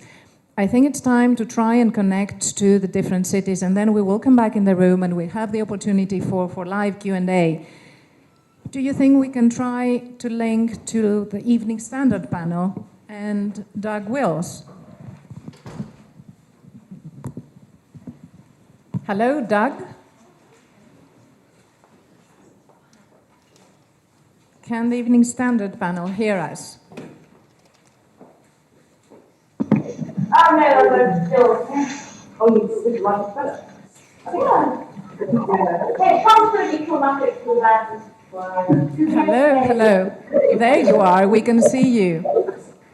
Right, I'm going to go. Oh, they can see us! I think we need to mute Birmingham. Thank you so much. Doug? Okay, well, you cannot hear us. And so, Miriam, can you hear us? Hello, hello, Miriam? Well, I'm pretty sure that everyone is very engaged in their conversations. Hello, hello. Doug? Hello? Okay, so let me ask my team, Katerina and Katie and Freddie. Yes. Hello, Miriam. Can you hear us? Hello. Hi there. Yes. We're very, very keen to hear about the conversation in Beirut. Yeah, so we talked a lot about very many issues related to gender justice, related to militarism, related to the portrayal of women in the media, the sexist portrayal of women, the importance of women carving a space for themselves on the level of decision making, the importance of feminist solidarity, countering patriarchy, the importance of basically countering everything related to women's representation and the biased way in which women are represented in politics. Our panelists spoke about their experiences vis-a-vis handling gender justice issues from an international perspective, from a journalist perspective, from activist perspectives. We had a young student who spoke about the importance of countering a lot of things related to migrant domestic workers. One of them is the kafala system. We had a discussion also on the importance of sexual harassment and countering sexual harassment via Harass Tracker. So basically a lot of discussions and important deliberations that boil down to one thing. We also had our executive director talk about the importance of having International Women's Day as a practice that we do every day, and not just, and that's exactly what we do at the Institute. So the panelists reiterated the importance of feminist solidarity, the importance of youth activism, the importance of journalism in making women's voices heard, in basically the importance of women in decision-making positions, and the importance of countering everything related to gender-based violence. I will stop here. Thank you so much. Thank you, Miriam. And now let's go to Amman. Mary Nazal, can you hear us? Yes, Elizabeth, can you hear me? Yes, we can. Wonderful. We had an excellent panel discussion here, so I'll just summarize a few points for you. So we spoke about the need to create a happy and safe work environment for women, where stereotypes are not allowed to be verbalized. We spoke about the guilt that women feel when trying to manage their multiple roles, both personal and professional. We spoke about stereotypes as well a second time, but specifically about women themselves recreating stereotypical images about themselves. We spoke about the need to listen to women, like I just mentioned, listen to their needs and wants. We spoke about the importance of legislation. We spoke about COVID being disproportionately harsh on women, and that we need more gender-focused projects and funds, and we need to integrate gender equality into Jordan's national economic strategy. We spoke about the fact that the world is moving at a very fast pace, especially towards the digital era, and that we need to be able to keep up with that, the future of work and so on. We spoke about the gender gap in the workforce. We spoke about authenticity and how important it is to remain compassionate and empathetic. And I have a lovely quote here: women can change their world even if they can't change the whole world. A theme that came out a lot was how women are usually shy about their successes and achievements, and that we shouldn't be. We should own our achievements, and the Ambassador of Canada also spoke to that. We spoke about Jordan being a conservative community and how we have to work within that reality, and we have to work within shifting that mindset. But there was a sense of optimism that we have gone through the door and progress is happening, even though it may be happening slower than we would like. And we spoke about I want to leave that. Oh, having women executives, does it make a difference for young women? I think the consensus is that it does. And the power of knowledge, we spoke about the power of knowledge and confidence to break gender stereotypes. And I think a final point is that we need to stop being apologetic. We should fight labels. We need to set limits. And an interesting point is we need to stop being defined vis-a-vis our relationship to men. Thank you. Thank you, Mary. We endorse all your findings and main points in Amman. Thank you very much. Can we now go to Birmingham and connect to Millie? Thank you very much. We had a fantastic debate in our room with three really pertinent themes coming to the forefront. The first was all around framing and language, the second around scale, and the third around what kind of actions do our young people want to see. Well, on the topic of framing, we think it's really important that when we're looking at gender issues, we approach it from an intersectional lens, and that we're aware of all of the injustices that are happening around the world, and how actually the sort of gender movement can exist to uplift and empower women from a real diversity of backgrounds. We think it's really important not just to have diverse women at the table, but also to critically analyse, are they able to speak when they're there, and what opportunities are given once you are in the room. And finally, just on that point, we think it's really important to emphasise the need for internal allyship, and women of diverse backgrounds supporting each other, learning from each other, and pushing the movement forward. On the questions of scale, we talked about change that can happen at a household level through conversations with siblings, with friends, with people in your own communities, and actually that then cascades and can create greater change. But we also talked about the importance of language in the classroom and how the expectations and the sort of biases that you learn, both consciously and subconsciously, in the classroom environment really go on to impact aspiration and action in later on in life. And we think that we need to look at that area too. Finally, on actions, the young people in the room today, they spoke about the need for role models. You can't be what you can't see. We talked about uplifting and spotlighting the fantastic work that is being done, alongside looking at our media. How do we represent women more broadly, and how can we really showcase fantastic work that they're doing? A very final point was made about the need for male allyship, and especially in those in positions of leadership, high-profile positions, and political leaders, calling on them to address some of their own biases and really uplift women from all backgrounds. Thank you very much, Millie. And is Karachi? Can you hear us, Karachi? Moaz. Atiya, I see her nudging you.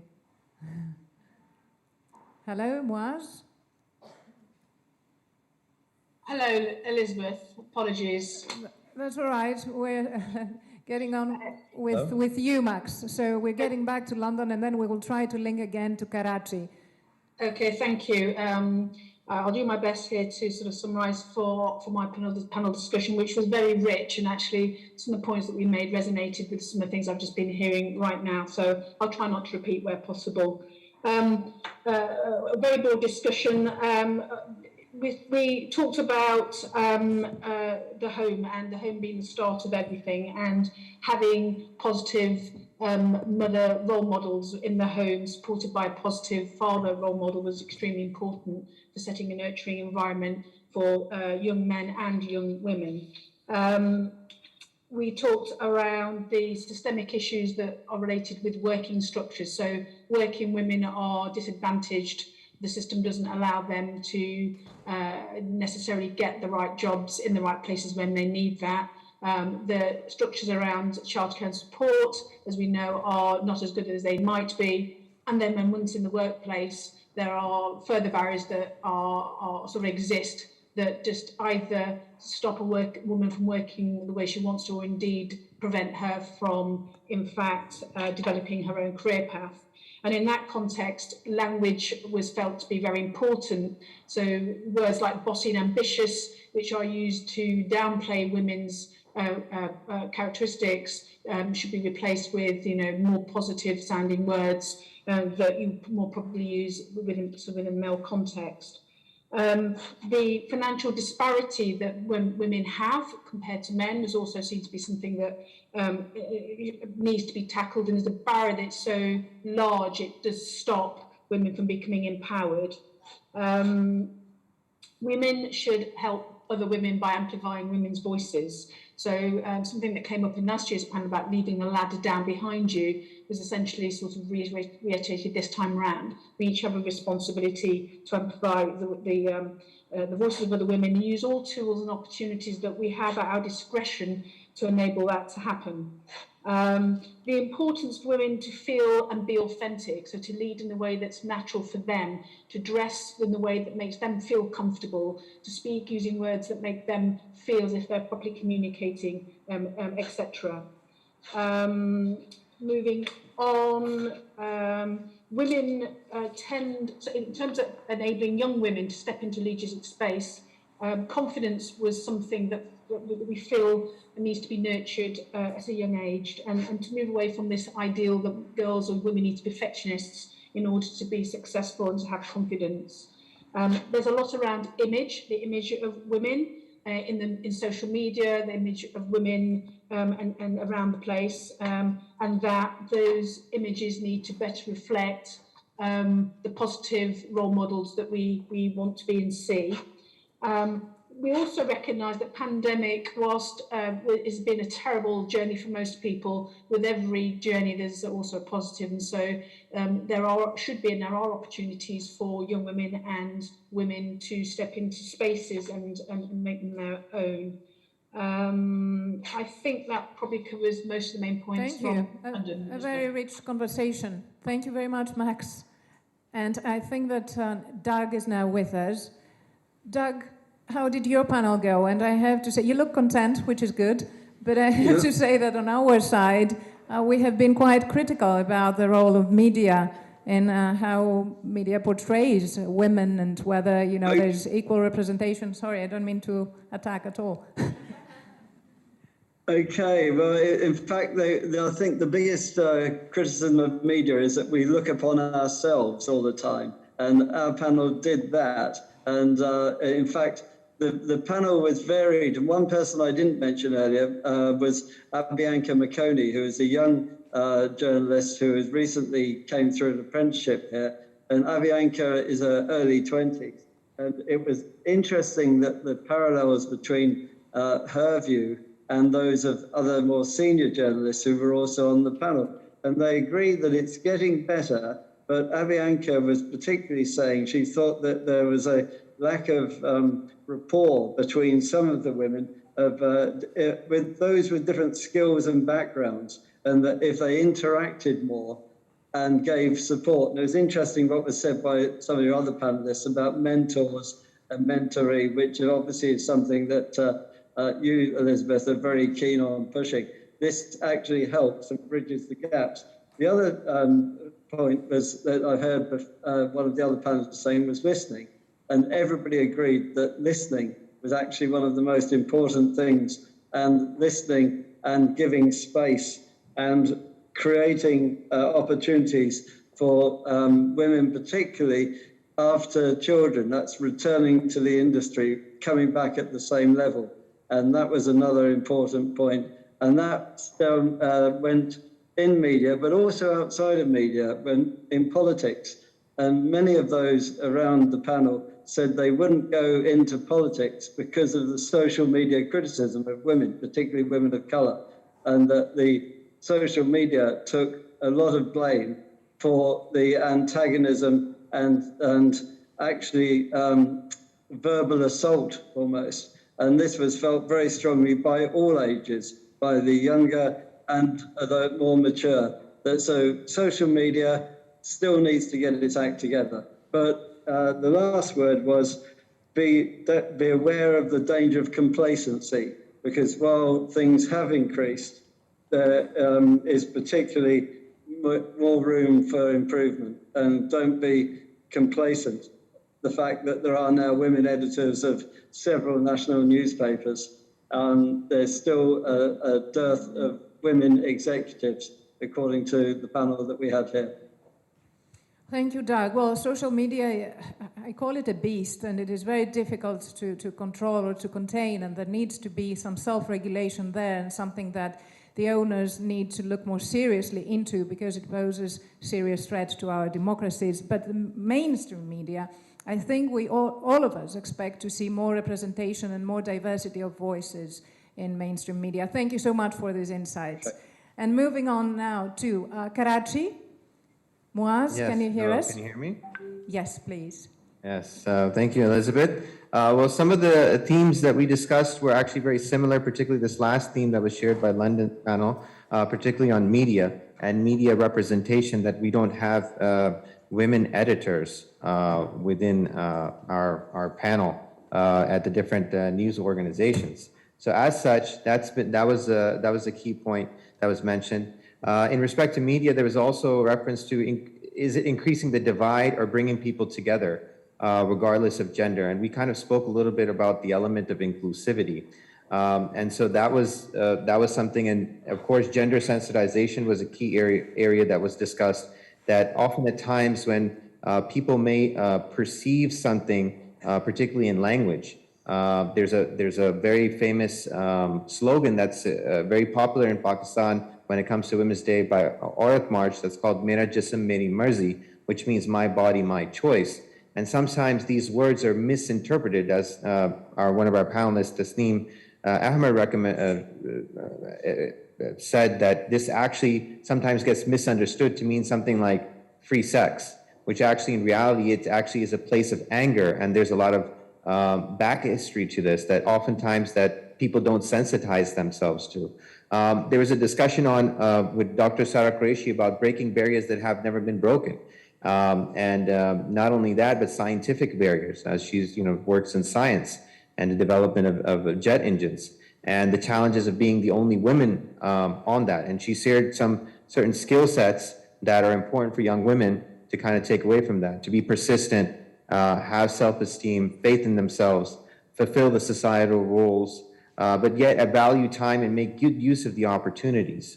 There was a discussion that was interesting because we kind of went back to a lot of stories that was shared, and there was something that was discussed, the mom guilt, and that's often at times how women are in career, and sometimes that's partly from society, and sometimes that is actually built within. Dr. Masooma shared a very moving story about her experience, not only leading Aurat Foundation, which is the leading women's rights foundation in Pakistan, in various political, economic, and against empowerment, but also violence against women. So she spoke about how women, didn't even have a right to vote in some of the rural areas here in Pakistan. And I know some of the capitals may not realize that as an issue that they may be facing, but the realities in the different geographic spaces where we are, there's different challenges for that. What can be done? Of course, education is a must for everybody. For a cause, and any other influences such as politics or religion, world is changing fast, but people are neglected in the observations of change. Women education is a key priority. We also spoke about how profession and career should be gender neutral, and then how the capacity of women is all there, but it's the right attitude and the encouragement that's missing. And what's really interesting is towards the end, we had a discussion on inclusivity and how men can play a role. Dr. Masooma shared about her experience.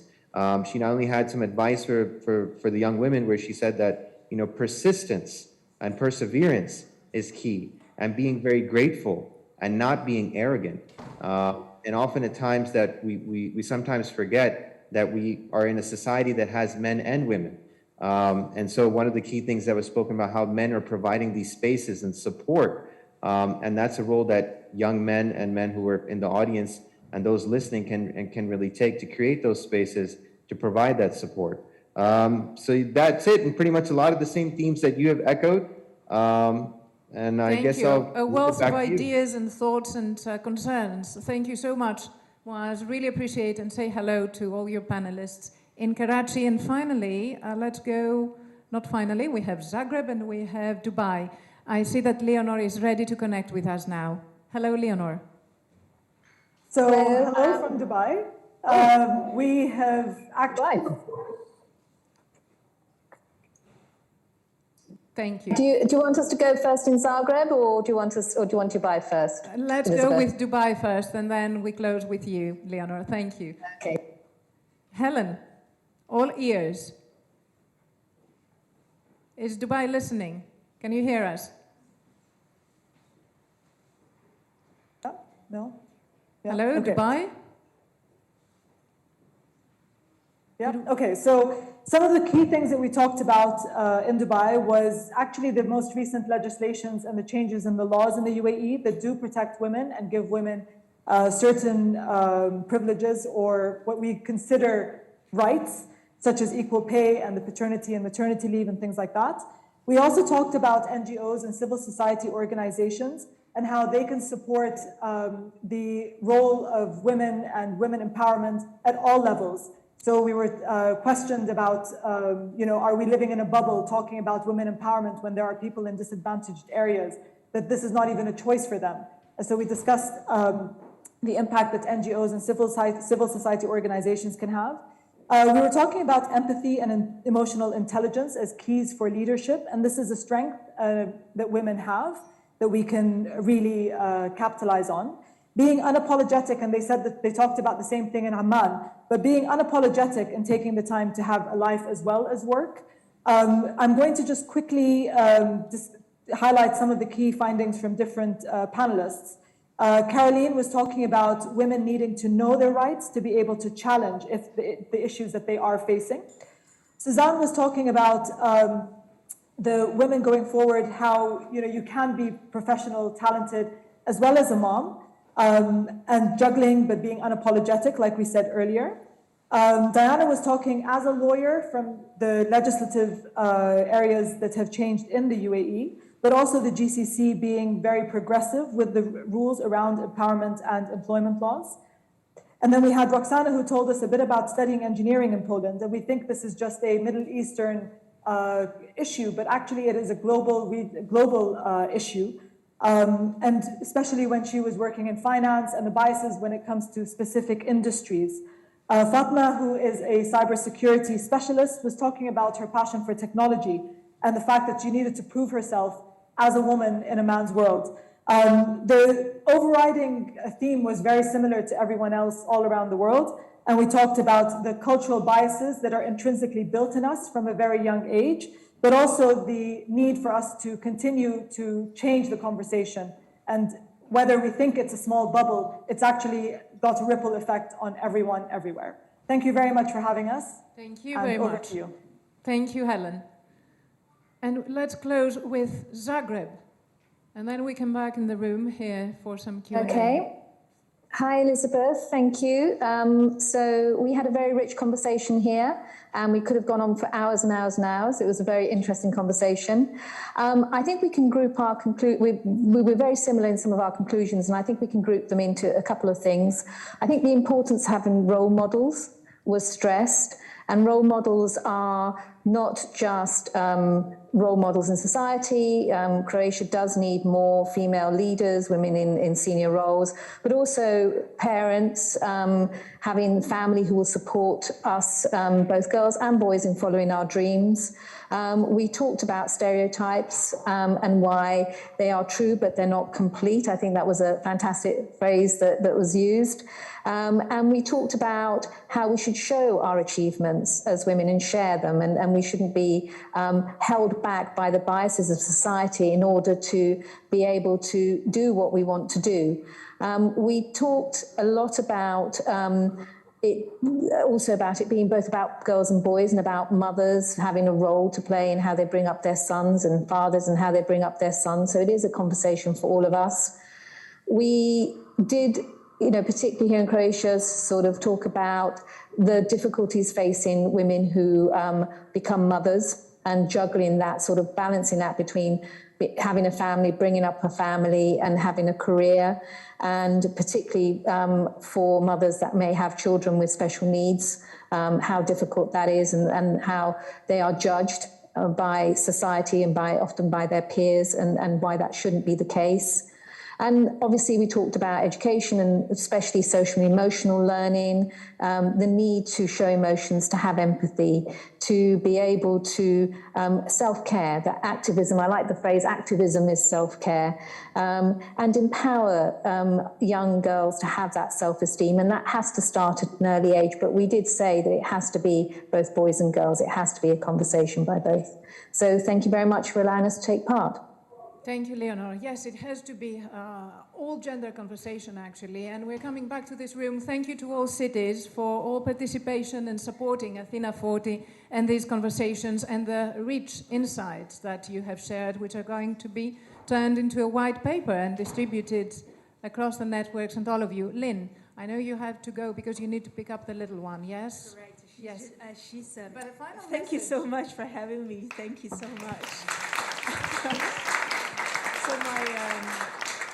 So it makes my first day return from maternity leave extremely special. And then she's at the work nursery, so I do have to go back and see her. But I'm looking forward to continuing the conversation, especially on the topic of work-life balance, that I have quite a bit thinking on that. So I look forward to continue the conversation.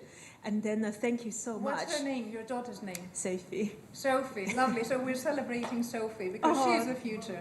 Thank you so much. And then let's all create a better future for the next generation, shall we? But thank you so much for putting together such a wonderful event. I'm just so grateful to have a voice to be part of the conversation for once. So I'm grateful and thank you for that.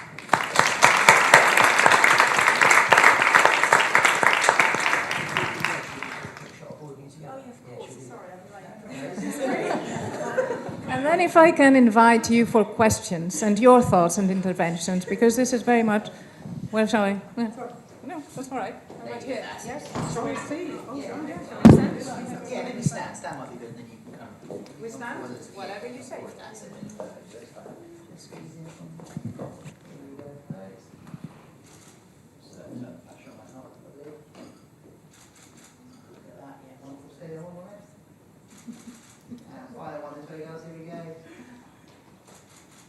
Thank you. Thank you, Lynn. See you soon. Thank you. Thank you. So who would like to go first? Yes, Sarah, there we go. Hi, thank you, ladies. Thank you for sharing your experiences today. My question, oh, sorry.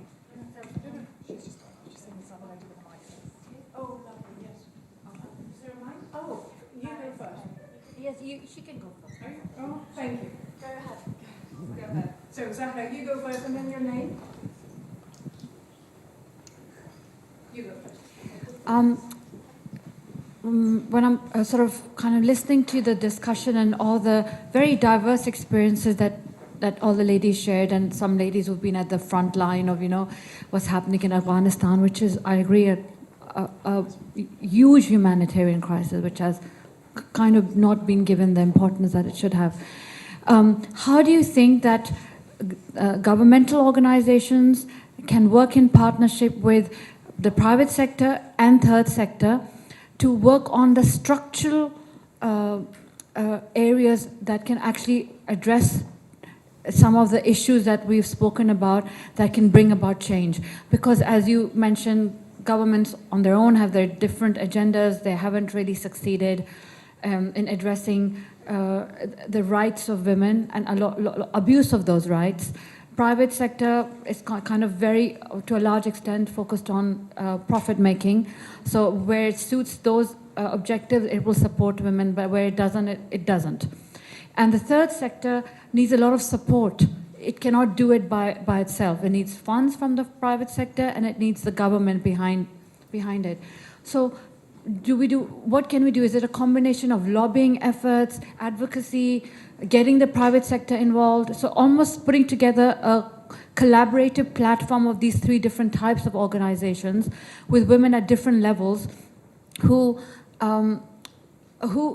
ensure that some of these issues are kind of a win-win situation for the decision makers. Because right now, the decision makers, they don't really care, because it doesn't, by not caring about these issues, doesn't affect them, The large corporates, they need to still report to their shareholders in terms of the monetary purposes. I think that more companies in the private sector understand that they need to become more accountable to society, and so give up that shareholder focus and to more the stakeholder focused approach. Who would like to take that? This is more, I think, for you, Regan. Oh, great. Okay.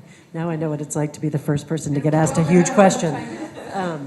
Yeah, I mean, I think you actually sort of answered your own question in the sense that if we're going to change the systems in our societies that oppress women or other people, it's going to require everyone who holds power in those societies to shift their practices in line with different values. But I don't think that just happens. So I think that I think Elizabeth is right, it's changing. So you have new generations of people who are coming along who bring different values and ask different questions to the table. You have corporate actors like Apple, who on the one hand is associated with a lot of negative aspects of corporate practice in supply chain abuses, but also is actively supporting civil society to try and hold governments accountable for improving protections in supply chain communities. So there is change happening, and I think the important thing is to recognize that we all have a role to play. Government actually needs to be actively leading on a lot of issues, but we as citizens need to hold our governments accountable for doing that leading. And we also need to find those allies in institutions that have traditionally been, if not enemies, then at least outside the conversation, and start bringing them in. Because I think, as you can see from the diversity of backgrounds of the people on this panel, we're all here to participate in this conversation from those very different backgrounds, and we could probably all do something much bigger together than we could do by ourselves. And also changing the law, because often people only will do something if they're forced to do it because they have to comply. Which is, it's not an easy part to change the law, because as you mentioned, it's decision makers who actually perhaps, favor that system. And you wanted to make an intervention, Lola, please. Yes, thank you. And I think you very admirably answered your own question, actually, by talking about sort of coalition, I think you said, or collaboration, and in conjunction with what Regan's just said. And I would support this, and I can't even believe I'm saying this all the time, but I've come across many businesses that are far more progressive than our government, actually, in terms of looking at these issues around the environmental sustainability piece, the social piece, and so on. So I'm really interested in how we can activate and agitate from the outside and from within those companies. When we introduced the Modern Slavery Act in 2015, there's a section on transparency in supply chains, and it was business in the main, it's a bit of generalisation, but business in the main agitated for that section against the government. The government didn't want it, and that was exactly about making business accountable. Now, also the point about that is when you talk about legislation, legislation is great. If you implement it, if you monitor how it's working, and if you actually have the guts to use it. So we've got that section 54 on transparency in supply chains, but nobody's been brought to book for not having a statement or for not fulfilling the demands of that section. So, you really have got to make sure, as I say, to agitate and activate from inside and outside. Thank you, Lola. One more question, because we're running out of time, unfortunately. The lady in the grey blouse, hello there. Please state your name. Hi, my name is Hedvig Sandbu. Thanks. I wanted to pick up on something that Khalida, you spoke about, something I've really been feeling the past couple of weeks, which is this sort of selective empathy, and the fact that we are living in a racist society, and something that I've really felt this deeply for myself, but also in the conversations I've been having the past couple of weeks, that for some reason, and I think part of that reason is racism, or not just racism, I would say, I guess it's the human bias that for a white person like myself, that somebody who looks like me, like a Ukrainian person who basically could be my cousin or my uncle or my brother or sister, we have an inherent kind of high level of empathy to those people, and I basically I think my question is, and also Lola, you mentioned about sort of colonialism, and we have all of these kind of inherent or inherited structures that we've really had for like centuries at least, if not, I don't know, millennia. So do you think, is there a role in kind of bringing about these, I think, empathetic conversations, but also really honest and deep conversations about these really difficult topics? So that's my question. Who would like to take that? Khalida, would you like to take that? I think you mentioned, like you answered yourself, it's just kind of like being honest and sharing like how it feels to feel like devaluated or devalued. Your life have no value, or your life has less value. That's what I have been trying to do the past few days and weeks. I'm just trying my best to raise my voice and say, listen, what you're doing is like fantastic. It's great because we have to stand for humanity. We have to support each other. We have to hold governments or people in charge accountable. But what is most important thing is that we have to understand our biases, and also how can we, our humanity, that we are standing for humanity or actions for humanity, shouldn't like, with our actions, shouldn't like kind of speak that humanity only belongs to Western or with only Europeans. And that's the word that's used, and like whatever happening the other side, it's not belong to us. And then I share my story and also my feeling, how it feels. And that's how I think people understand. We understand, like, we are in a very difficult situation. What is happening around the world is so crazy. Sometimes my friend says, there's so many causes in this world, I don't know which cause I should take and stand for. That's like understandable. We have to understand each other and respect each other, but also give the opportunity to learn and understand without attacking and criticizing. Because we have these biases within ourselves, no matter where we are from. Can I just add something? One point, that if we don't do that, we are doomed as a species. Things are very serious. Am I right? Yeah, I totally agree with you, and I think it's a very good question, and I think you're absolutely right that we all learn our biases, and I think that's where the emphasis is. We learn, and what is quite clever about some of those people that feel that it's right to be biased is that they've naturalized it. They make it sound like, and they make it feel like it's natural to do that. Just on a very kind of basic level, I fell over in November, really thwacked myself on the pavement. People didn't look at me and say, oh, that's a black woman, I ain't going to help her up. People came and helped me up and make sure I was all right and everything, and so on and so forth. It doesn't take, you can be empathetic with somebody who doesn't look like you.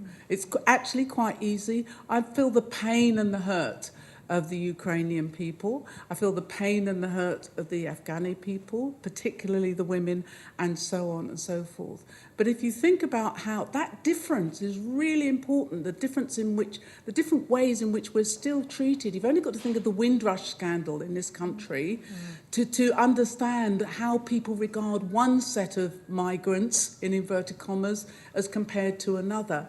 And we fall into that trap. And I'm telling you, some black people and brown people fall into the same trap because, as you said, we're not immune to these biases of thinking, well, we're better than them and therefore we should be at the front of the queue.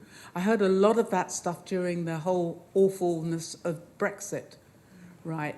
And so, so how do we counter those? It goes back to what I was saying before, that's not the only solution. We've got to produce much better stories about, and much better narratives, much better ways of explaining that these things aren't inevitable. And just finally, it's really interesting, people will often talk about this Darwinian concept, and that's why it's natural, right? Nature, red and tooth and claw and all of that stuff.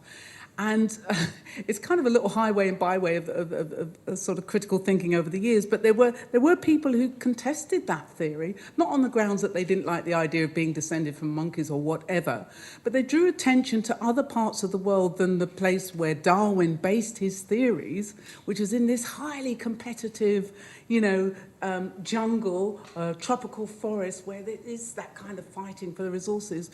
In other nature contexts, animals and different species and so on work together, or within the species they work together and they help and support the weak. It's not uniform. People are very selective about the examples they use to make the point about the naturalness of bias and prejudice. Thank you, Lola. I know we're pressed with time, but I don't like leaving questions unanswered. And I raised something before. This is a very entrepreneurial audience here. And I want to go back to the point which I raised before. In terms of accessing VC funds, what is it that keeps women away from it? Is it a matter of trust? Is it a matter of something else? Bias? I would like to invite your final comments and insights before we close. Okay, I'm going to answer the question, but also a brief comment on the previous one, which is that if you look at the studies of kids when they're sort of 5, 6, 7, 8, they actually don't see difference. It's incredibly fascinating. So society builds that difference. And I think I will answer the second question by my answer to this one, which is that, you know, for me, the bias in something like investment in female-led companies is because there is so much systemic bias in the system. And if I may just add my sort of small soapbox parting shot, I think we need to really move away from the perception that the issue is with the woman. So the woman has to do confidence training, or the woman needs to have advice given from a senior person who can tell her how to improve herself in order to get the seat at the table. It's really demonstrated, I think, in the whole conversation that we've had, that these biases and prejudices that we have in society are built up over centuries. And all of those institutional biases are the ones that need to be addressed. And that's where I think, you know, we all have an opportunity to actually really make a change in our own environment, however big or small that might be, because actually we all see those fundamental structural barriers. So, you know, the next time in your organization someone talks about you going on a sort of confidence training course, please just tell them that you want to sponsor rather than a confidence training course, because that's actually how we just change the system. It's pretty fundamental for me. Thank you, and I would like to thank everyone, but before I do that, I would like, and he's going to hate me for it, to invite Sebastian Vettel. Thank you, Sebastian. Please come over. He's the photographer that has taken those amazing portraits. He doesn't like to be in the spotlight, but I really think that he deserves a big round of applause because... Well, public speech is one of my specialities. So actually, I don't want to say too much. It's not about me. It's about the pictures and the most inspiring stories I was able to tell, or I hope I could able to tell through my photography. And yeah, I want to thank Elizabeth as well for enabling me to meet all these women. Is there one thing that you have learned by working with women over the past, I don't know, 1 year? Well, I think I'm doing portraiture photography for a bit longer than 1 year already, and I think the reason why we came together and did that was because I was photographing a lot of women, and especially within the Middle Eastern diaspora, since the last, for the last 4 years, I guess. So, well, I mean, I guess probably the best is to read the interview, which hopefully is, I don't know, distributed through the social media channel of the Conduit or yours. It is, but I think that what we discussed when we went on this project, decided to embark on this project, was that importance of highlighting and promoting diversity, and that complex nature of women that has a uniqueness, and at the same time, in a magical way, is connecting us all to each other and also eternity. It's a little bit philosophical, but we need the philosophical approach in life. Anyways, we need to close this session. Thank you so much, everyone, for being here and supporting on International Women's Day, Athena40. Thank you for joining us. And a huge thank you to the Conduit Club and the team, Freddie, Rosie, Alicia, everyone. Thank you for your hospitality. And Paul Van Zyl, thank you.